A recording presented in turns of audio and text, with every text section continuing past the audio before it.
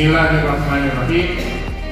Acara pelatihan digital Entrepreneurship Academy dengan tema pemasaran digital dasar dan digitalisasi UMKM berbasis syariah di Kabupaten Aceh Tengah secara resmi saya nyatakan dibuka.